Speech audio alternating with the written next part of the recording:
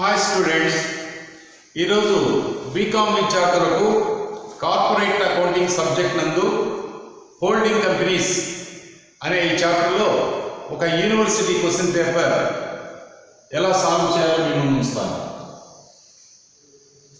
The balance sheet of H Limited and S Limited. H Limited means holding company. S Limited means subsidiary company. The balance sheet of H Limited and S Limited on 31st December 2000 were as under. Holding company మరియు subsidiary company యొక్క ఆస్తులను బట్టి ఇచ్చారు. ఈ ఆస్తులను బట్టిలో అప్పుల వైపున liabilities, share capital, shares of 10 each, ₹1,00,000 holding కంపెనీలో వాటా మూలధనం ఉంది. సబ్సిడరీ కంపెనీలో ₹25,000 వాటా మూలధనం ఉంది. ఒక్కొక్క వాటా విలువ ₹10 లెక్కన ఇది 10,000 షేర్స్, ఇది 2,500 షేర్స్. జనరల్ రిజర్వ్, సాధారణ రిజర్వ్ 15,000, 5,000 ఉంది. Profit and loss account on 1/1/2000 ప్రారంభం నాటి లాభం హోల్డింగ్ కంపెనీలో 20,000, సబ్సిడరీ కంపెనీలో 10,000 ఉన్నది. ప్రాఫిట్స్ ఫర్ 2000 సంవత్సరానికి లాభం 25,000, 12,500 ఉంది. క్రెడిటార్స్ రుణదాతలు 25,000, 15,000, బిల్స్ పేయబుల్ 7,500. అలాగే అసెట్స్ వైపు నేను చూసినట్లయితే land and buildings holding companies 30,000, subsidiary కంపెనీస్లో లేవు. Plant and machinery holding company 1,00,000, stock holding company 20,000, subsidiary company 42,500. Debtors 5,000, 15,000. Cash 5,000, 5,000. 1,500 shares in S Limited, cost worth of 32,500. సబ్సిడరీ కంపెనీలోని వాటాలను 1,500 వాటాలని కొనుగోలు చేసి ₹32,500 చెల్లించినట్టు. అంటే హోల్డింగ్ కంపెనీ సబ్సిడరీ కంపెనీలో 32,500 పెట్టుబడి పెట్టింది 1,500 వాటాలు కొనడం ద్వారా. తర్వాత వసూలు బిల్లులు holding company hyphen, subsidiary company 5,000. ఈ విధంగా హోల్డింగ్ కంపెనీ మరియు సబ్సిడరీ కంపెనీ యొక్క అసెట్స్, లయబిలిటీస్ ఇచ్చేశారు. దిగువన shares were acquired by holding limited on 1st July 2000. Bills receivable held by S Limited are all accepted by holding company.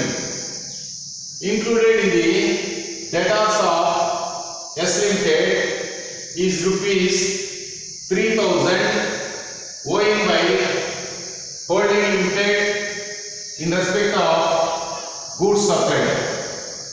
From the above information, prepare consolidated balance sheet.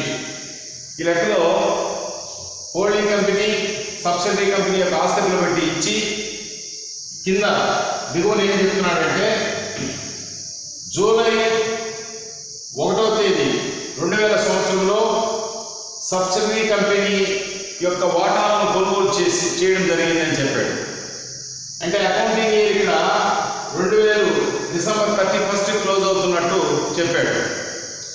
అంటే ఈ accounting year జనవరిలో మొదలయ్యి December 31కి end అవుతుంది. అంటే calendar year start అయిన తర్వాత సంవత్సరం మధ్యలో జూలై 1st అంటే 6 నెలలు గడిచిన తర్వాత సబ్సిడరీ కంపెనీలో 1,500 వాటాలు కొనుగోలు చేసినట్టు చెప్పాడు. అంటే మెజారిటీ షేర్స్ కొనడం జరిగింది. మెజారిటీ షేర్స్ కొనడం జరిగిందని ఎలా చెప్పగలమంటే సబ్సిడరీ కంపెనీ యొక్క షేర్ క్యాపిటల్ 25,000 ఉంది. దాని యొక్క షేర్ వాల్యూ ₹10. 25,000 డివైడెడ్ బై 10 వేసినప్పుడు 2,500 షేర్స్ ఉన్నాయి subsidiary company. 2,500 షేర్స్లో 1,500 shares holding company కొనుగోలు చేసినట్టు చెప్పాడు 32,500కి. అంటే మెజారిటీ షేర్స్ని కొనుగోలు చేయడం జరిగింది అనే విషయం తెలుస్తుంది. ఈ మెజారిటీ షేర్స్ 15 ఏ తేదీన కొన్నాడంటే క్యాలెండర్ ఇయర్ ప్రారంభించిన తర్వాత జూలై 1 అంటే 6 నెలల తర్వాత కొనుగోలు చేసినట్టు చెప్పాడు. తర్వాత bills receivable held by subsidiary company 5,000, ఇక్కడ సబ్సిడరీ కంపెనీ యొక్క బిల్స్ రిసీవబుల్ 5,000 ఉంటే ఈ 5,000ని హోల్డింగ్ కంపెనీ వారు తీసుకున్నారు. ఆ 5,000 రూపాయలు వసూలు బిల్లుల తాలూకు అమౌంట్ మేము వసూలు చేసుకుంటాము అనే ఉద్దేశంతో హోల్డింగ్ కంపెనీ వారు ఈ 5,000 రూపాయలు తీసుకోవడం జరిగింది. That means bills receivable held by S limited are all accepted by H limited. ఈ 5,000 రూపాయలు యాక్సెప్టెన్స్ ఇచ్చారు హెచ్ లిమిటెడ్ వారు, మేము తీసుకుంటాము అని చెప్పి, మేము వసూలు చేసుకుంటాము అని దాని అర్థం. తర్వాత included in the debtors of S Limited is ₹3,000 owing by H Limited in respect of goods supplied. ఇక్కడ ఈ యొక్క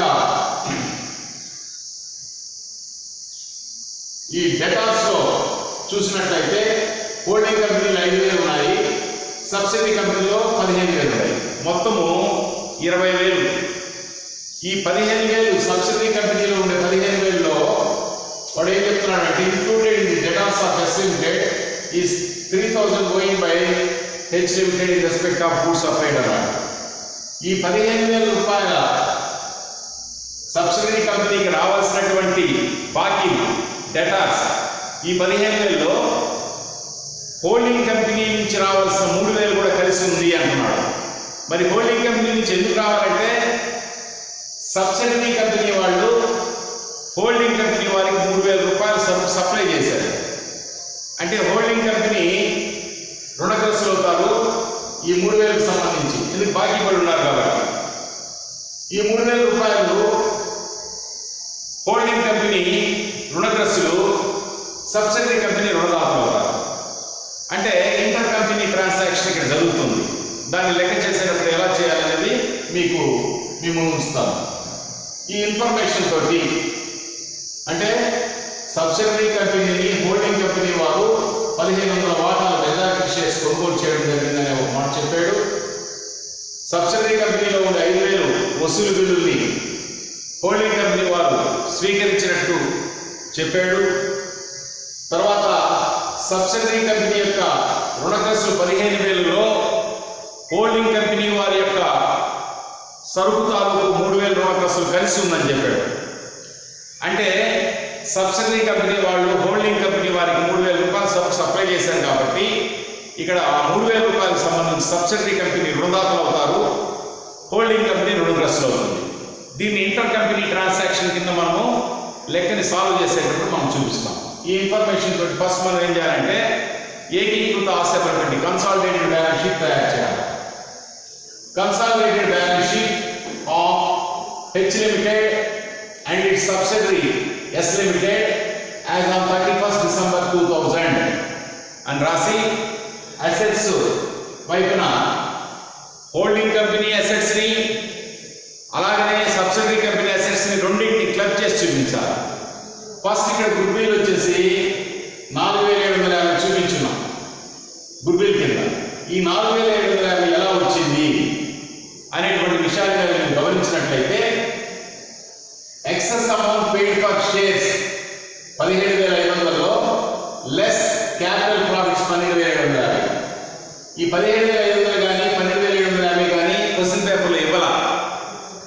ఎలా ఈ ఎక్సెస్ అమౌంట్ మనం 17,500 ఎలా పే చేసినాం, లేదా ఈ క్యాపిటల్ ప్రాఫిట్స్ మూలధన లాభాలు ఎలా వచ్చినాయి 12,750 అనేది వర్కింగ్ చూపించున్నాను. చూడండి ఇక్కడ first of all working notes లో నెంబర్ 1 వచ్చేసి interest of minority share holders.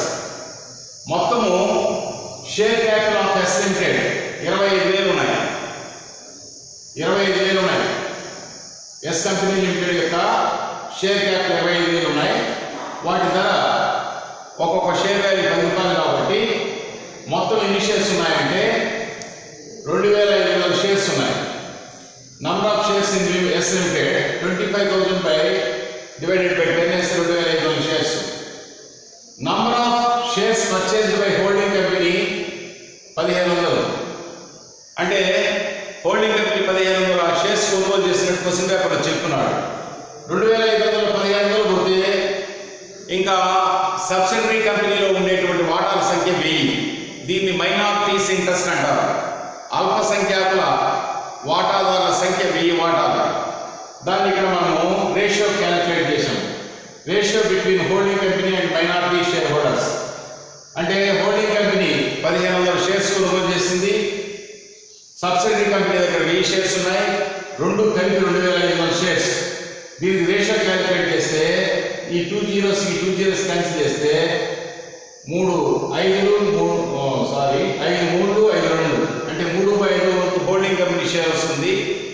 అల్పసంఖ్యాకుల వాటా 2/5 వంతు వస్తుంది.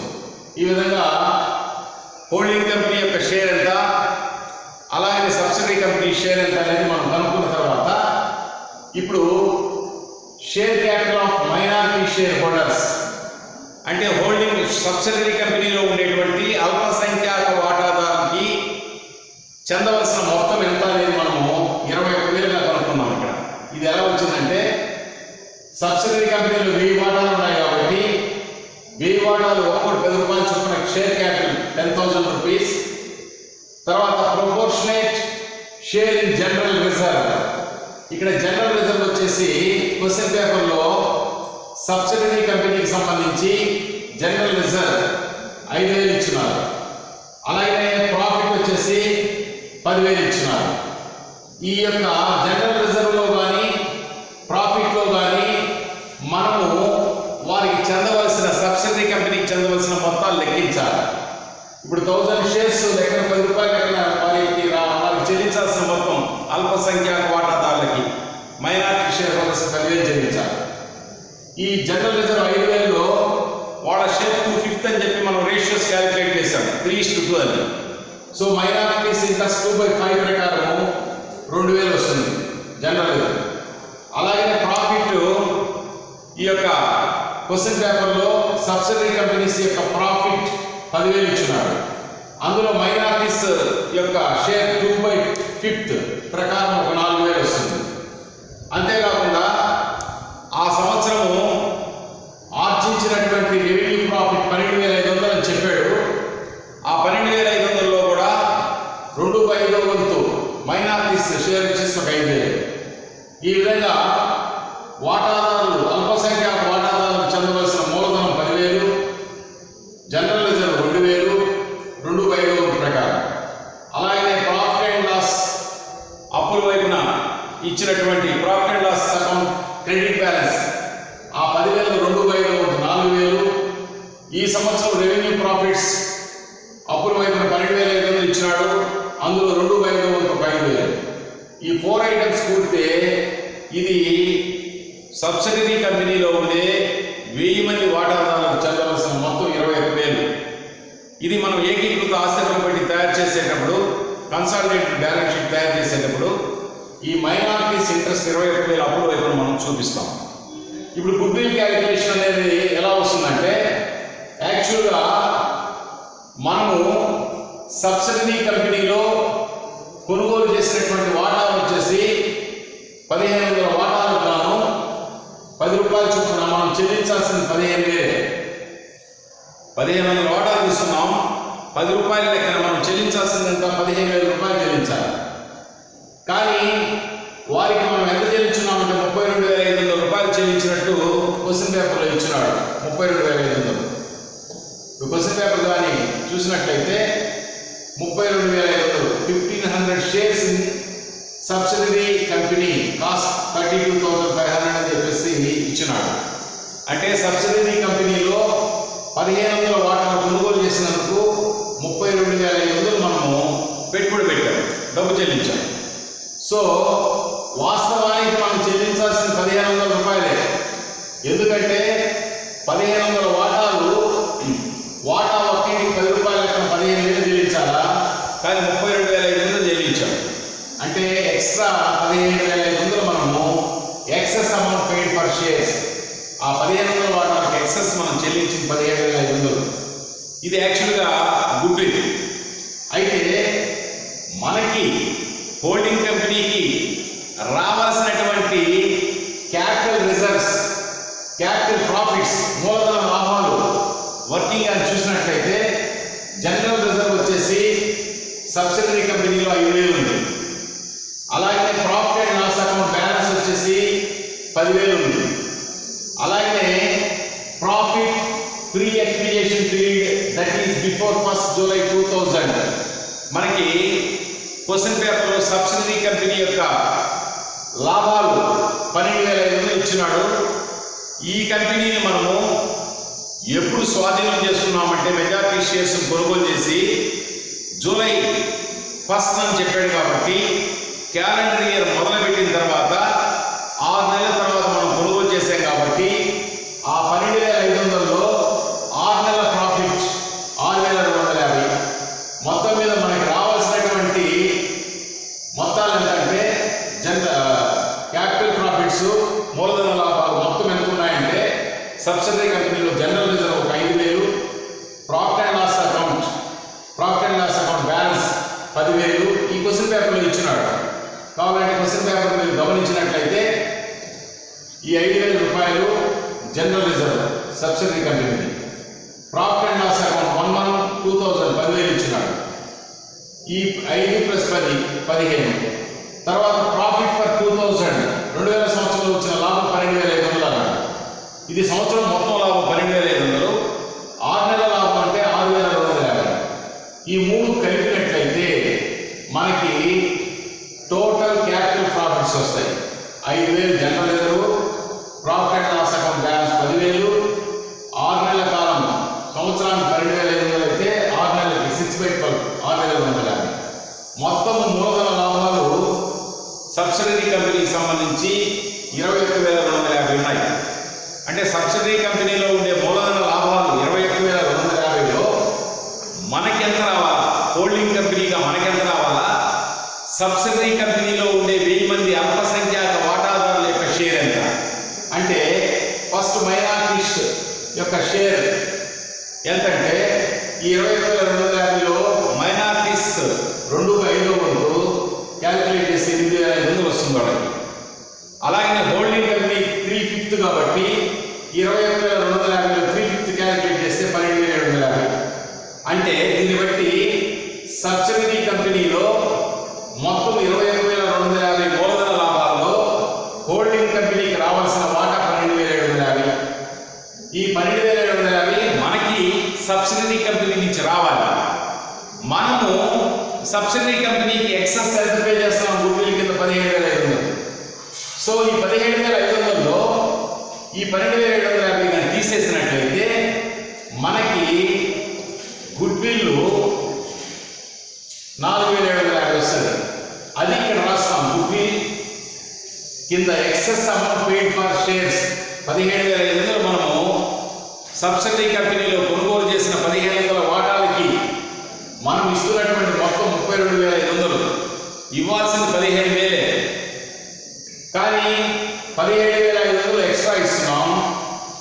సబ్సిడరీ కంపెనీ నుంచి రావాల్సిన మూలధన లాభాలు మన వాటా ఏంటంటే 3/5 ప్రకారం హోల్డింగ్ కంపెనీస్ 12,750.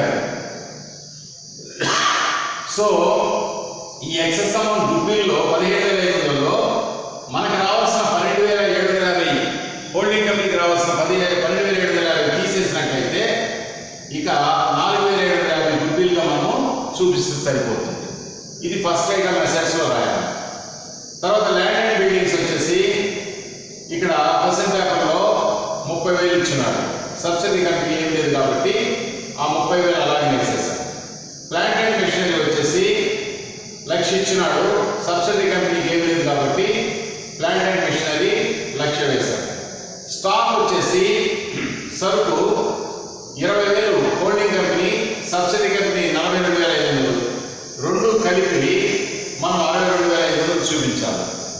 తర్వాత నెక్స్ట్ కంటిన్యూషన్ అసెట్స్ వైపున డెటార్స్ వచ్చేసి హోల్డింగ్ కంపెనీ డెటార్స్ వచ్చేసి 5,000, సబ్సిడీ కంపెనీ డెటార్స్ 15,000, 2 కలిపి 20,000. సో 20,000 ఇంద్రకాలం వేసి less inter company transaction 3,000 question పేపర్లో ఇచ్చినాడు. అంటే సబ్సిడీ కంపెనీ వాళ్ళు వాటాలను హోల్డింగ్ కంపెనీ కొనుగోలు కొనుగోలు చేసేటువంటి సందర్భంలో సబ్సిడీ కంపెనీ వాళ్ళు 3,000 రూపాయలు విలువ కలిగిన సరుకుని హోల్డింగ్ కంపెనీకి సప్లై చేశారు. అంటే హోల్డింగ్ కంపెనీ రుణగ్రస్తులు, సబ్సిడీ కంపెనీ రుణదాతలు. సో ఈ ఇంటర్ కంపెనీ ట్రాన్సాక్షన్ 3,000 మనం ఏం చేయాలంటే మొత్తం రుణగ్రస్తులు 5,000 హోల్డింగ్ కంపెనీ, సబ్సిడీ కంపెనీ 15,000, రెండు కలిపి 20,000లో లెస్ ఇంటర్ కంపెనీ ట్రాన్సాక్షన్ 3,000. అంటే హోల్డింగ్ కంపెనీ వారు రుణగ్రస్తులు అన్నాం కదా, వారి యొక్క మొత్తం రుణగ్రస్తులు 20,000లో తాము చెల్లించవలసిన 3,000 తగ్గించుకొని మిగిలిన 17,000 రుణగ్రస్తులు చూపించడం జరిగింది. అంటే హోల్డింగ్ కంపెనీ రుణగ్రస్తులు, సబ్సిడీ కంపెనీ రుణగ్రస్తులు రెండు కూడి లెస్ ఇంటర్ కంపెనీ ట్రాన్సాక్షన్ సర్దుబాటులో ఇచ్చిన 3,000 తీసేస్తే 17,000 వస్తుంది. అలాగే బిల్స్ రిసీవబుల్ సబ్సిడీ కంపెనీలో 5,000 ఉన్నాయి ఆస్తుల వైపున. ఈ 5,000కి పూర్తి అంగీకారం తెలియజేశారు హోల్డింగ్ కంపెనీ వాళ్ళు, మేము స్వీకరిస్తామని చెప్పి. కాబట్టి బిల్స్ రిసీవబుల్ 5,000 ఎదురుగా అనేసి లెస్ ఇంటర్ కంపెనీ ట్రాన్సాక్షన్ 5,000. అంటే వీరికి ఎప్పుడైతే స్వీకరించారో వీరికి వసూలు బిల్లులు వారి చెల్లింపు బిల్లు అవుతాయి. సో పూర్తిగా వారు స్వీకరిస్తున్నారు కాబట్టి 5,000 బిల్స్ రిసీవబుల్ ఎదురుగా 5,000 వేసి లెస్ ఇంటర్ కంపెనీ ట్రాన్సాక్షన్స్ 5,000 తీసేసి ఇక్కడ ఐఫర్ 0. తర్వాత క్యాష్ నగదు వచ్చేసి హోల్డింగ్ కంపెనీ 5,000 ఇచ్చినారు బస్సు వ్యాప్లో, సబ్సిడీ కంపెనీ 5,000 ఇచ్చినారు, రెండు కలిపితే 10,000. ఈ విధంగా ఆస్తులన్నీ కూడా మనం చూపించాం.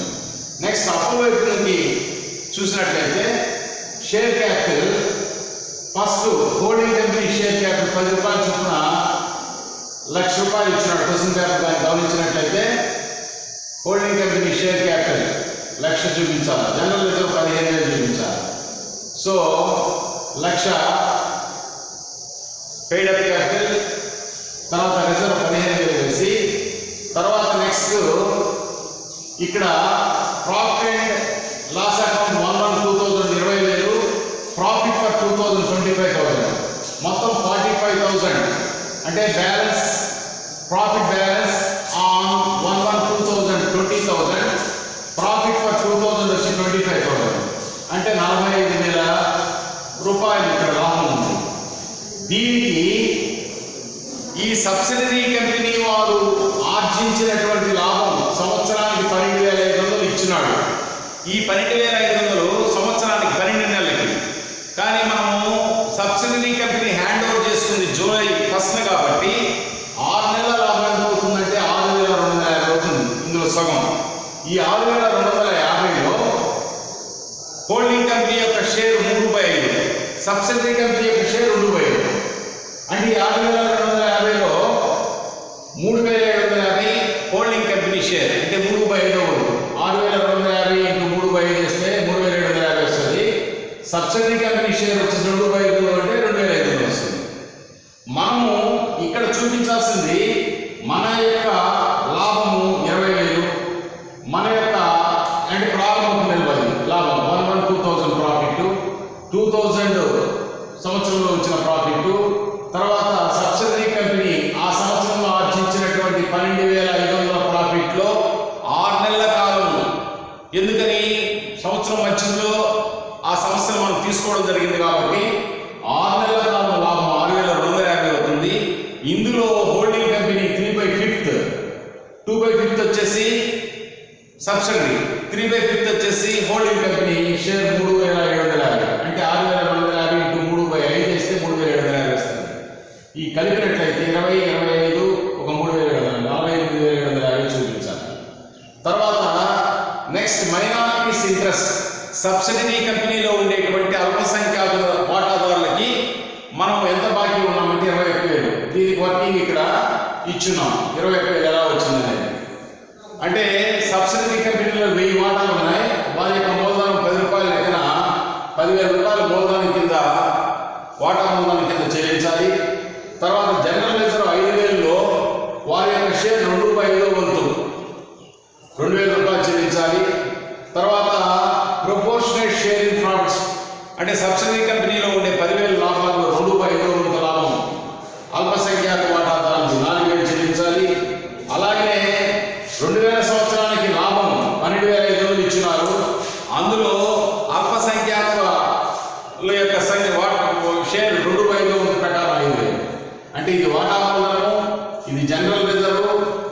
ప్రపోర్షనేట్ షేర్ ఇన్ ప్రాఫిట్, ఇది 2000 ప్రాఫిట్ లో షేర్ 2/5 2/5 2/5 అంటే అల్పసంఖ్యాకు అంటే మైనారిటీస్ యొక్క ఇంట్రెస్ట్ 2/5, హోల్డింగ్ కంపెనీస్ యొక్క షేర్ 3/5. సో అల్పసంఖ్యాక వాటాదారులకి అంటే సబ్సిడరీ కంపెనీలో ఉండే 1000 మంది వాటాదారులకు చెందాల్సిన మొత్తం 21,000. దీన్ని మనము అప్పుల వైపున 21,000 చెల్లించాలి కాబట్టి అప్పు కాబట్టి చూపించాం.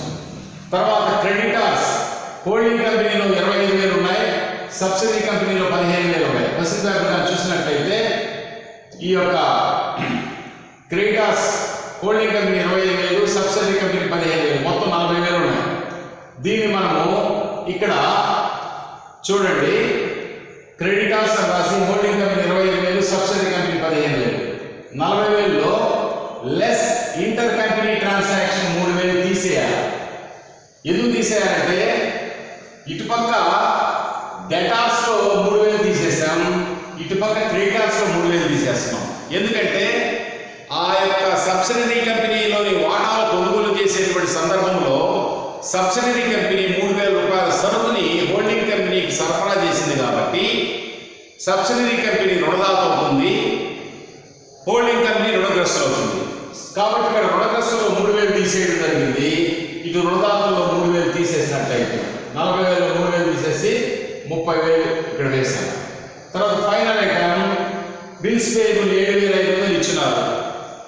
ఇది లైబిలిటీస్ వైపున, ఇది హోల్డింగ్ కంపెనీకి సంబంధించినటువంటి బిల్స్ పేయబుల్ 7,500 క్వశ్చన్ పేపర్లు ఇచ్చినారు. దీని అప్పుడు వైపు చూపించేటప్పుడు దీనిలో కూడా ఇంటర్ కంపెనీ ట్రాన్సాక్షన్ 5,000 ఉంది.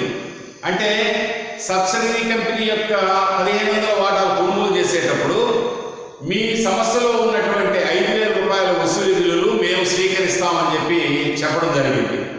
సో 7,500 మనకు చెల్లింపు బిల్లులు ఉంటే మనం స్వీకరించిన వసూలు బిల్లులు 5,000 కాబట్టి 7,500లో వసూలు బిల్లులు 5,000 ఇస్తే ఇక నికరమైనటువంటి చెల్లింపు బిల్లులు అంటే మనకుండే చెల్లింపు బిల్లులు బిల్స్ పేయబుల్ 7,500, మనం సబ్సిడరీ కంపెనీ నుంచి స్వీకరించిన 5,000 వసూలు బిల్లుల వల్ల ఈ యొక్క చెల్లింపు బిల్లులు తగ్గించబడ్డాయి. అంటే 2,500 మనం నికరంగా చెల్లిస్తే సరిపోతుంది బిల్స్ పేయబుల్ తాలూకు.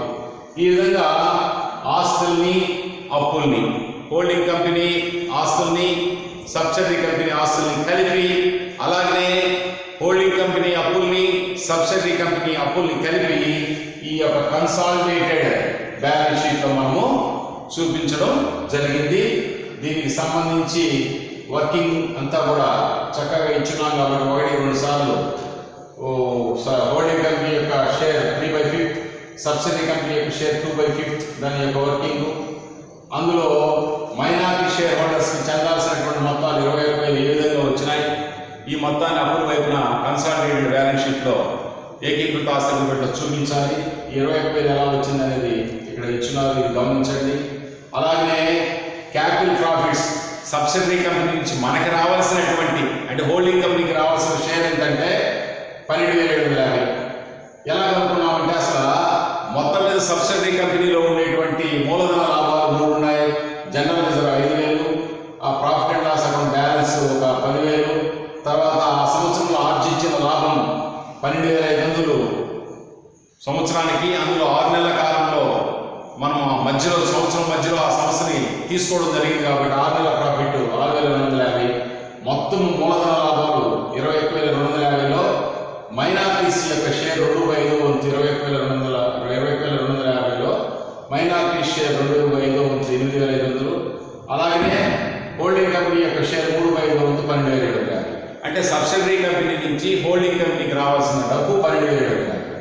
అదేవిధంగా మనము 1,500 వాటాలకు చెల్లించాల్సిన 15,000 అయితే మనం 32,500 చెల్లించినట్టు చెప్పుకున్నాం.